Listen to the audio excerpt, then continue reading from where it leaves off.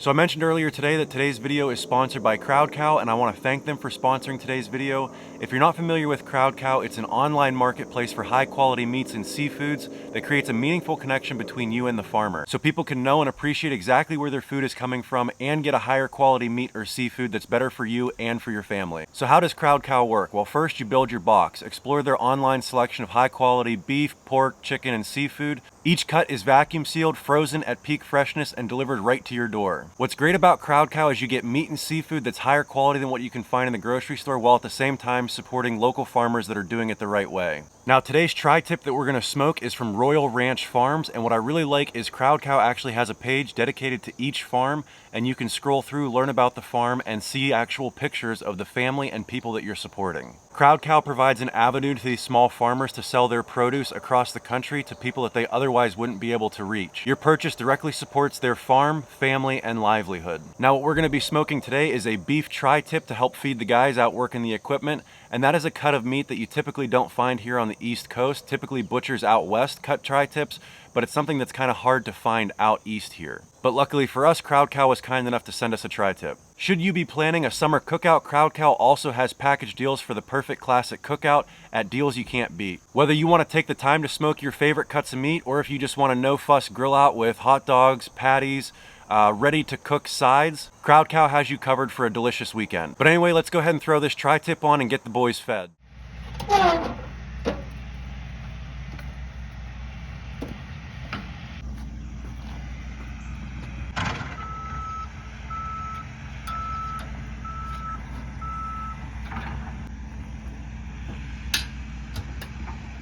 All right, so we just got a notification from our meter thermometer that our meat is medium rare right now. So let's go ahead and get it pulled off here, slice it, and see what it looks like.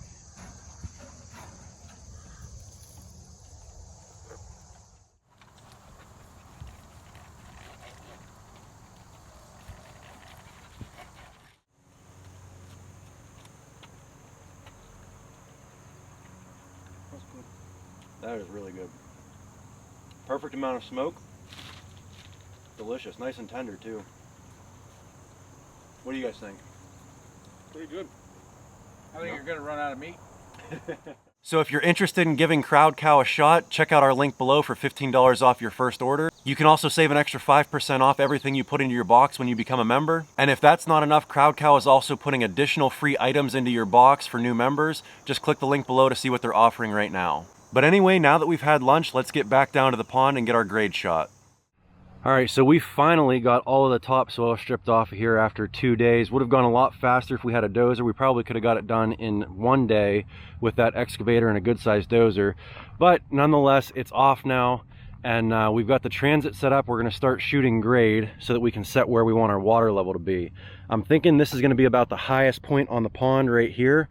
So we've got the transit out in the middle, and we're gonna start shooting grade to figure out where we need to strip dirt from and where we need to move dirt to.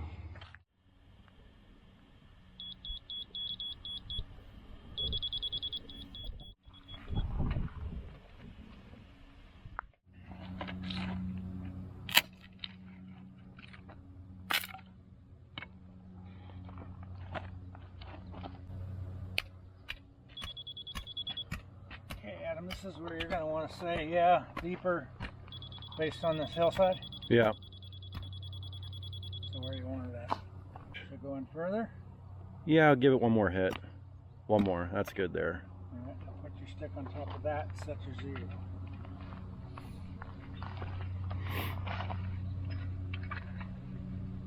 You might be there.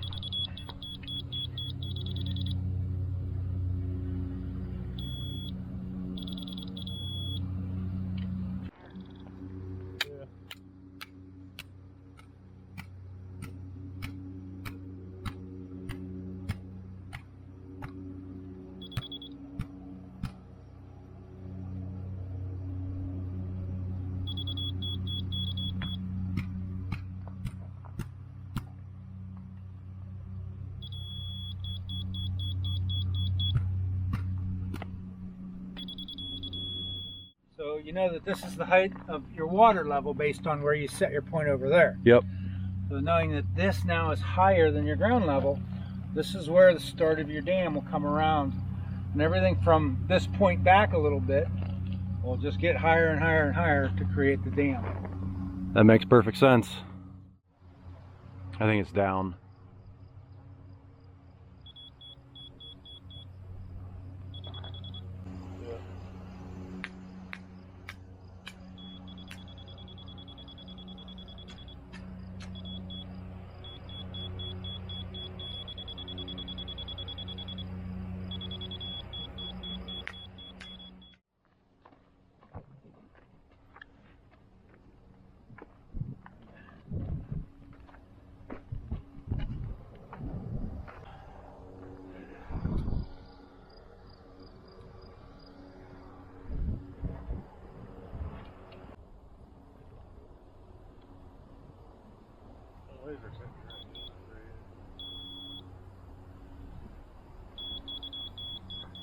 Oh, shoot.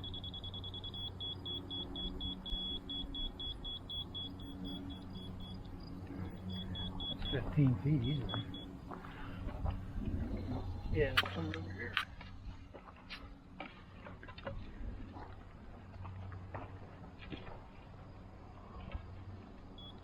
So I'd say I'd have somebody else check this Yeah. just to verify.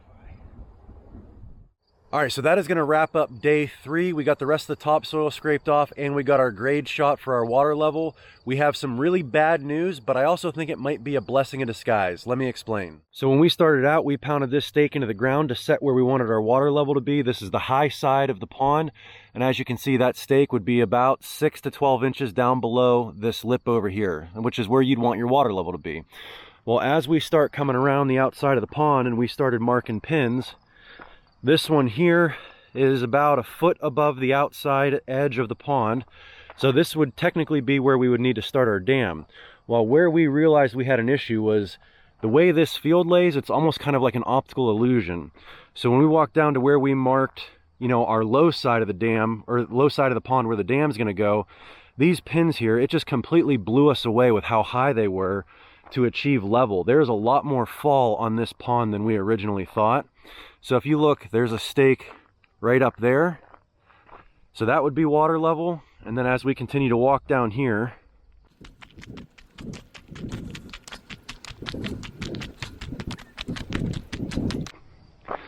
the top of that stake right there would be the water level. So if we look all the way back over to that stake sitting right over there, that would be level from there up to there. And that is easily 20 feet up in the air. I could not believe there was that much fall from the top side of the pond down to where the dam's gonna be.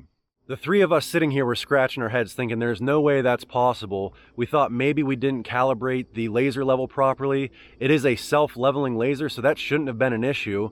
So I thought of a clever idea to kind of test it out. I took my drone and I set it on top of that pin over there, and with the drone, as long as you don't change your altitude at all, it should fly in a straight, perfect, level line. So that's what we did. I put the drone on top of that stake down there and flew it to this stake over here, and sure enough, it flew from the top of that stake to the top of this stake on a straight line. And I even put it in reverse and backed it back out, and it came back over top of that stake in a perfect line. So the drone confirmed what we thought with the laser level, that that is in fact our water level up there. And another thing we did was we took a torpedo level, put it on top of that stake, made sure it was level, and kind of looked down it like the sights of a rifle, and sure enough, that torpedo level was pointing right at that stake too. So that is our water level if we decide to keep the pond this size. So the problem with the water level being 20 feet deep before we even start digging is we don't need to excavate at all to establish our depth. So where is all that extra clay going to come from to build our dam? Well, that's the problem, and that's what we're going to try to solve, and I think we have a solution. And like I said, I think this is a blessing in disguise, because after scraping this topsoil, we were starting to kind of feel like we were in over our heads. And I think the fact that we're going to make the pond smaller is going to help us. So our solution is to make the pond smaller. If instead of having the dam be right around where that topsoil pile is, if we move it back in about 45 feet, it's going to make the pond a little bit smaller, but it's also going to get rid of some of that depth that we have down there. So instead of being 20 foot deep, now our base layer might only be 10 to 12 foot deep, and we can still excavate from up here to make this a little bit deeper, bring that dirt down, and build our dam down there. The other nice thing is by making the pond a little bit smaller, it makes it a little bit more manageable. Like I said, we were feeling a bit overwhelmed with just scraping the topsoil, let alone starting to excavate and moving all of that dirt. So by making the pond smaller, that is going to be a lot less dirt we have to move. So anyways, guys, that is the day 3 update for the pond. If you guys are planning on digging a pond, definitely shoot your grade before you start doing any dirt moving, because like I said, we had no idea we had 20 feet of fall from one side of the pond to the other. If you guys enjoyed this video, give us a big thumbs up, click that subscribe button, and don't forget, go check out our links to CrowdCow down below. Thanks for watching. We'll catch you on the next one.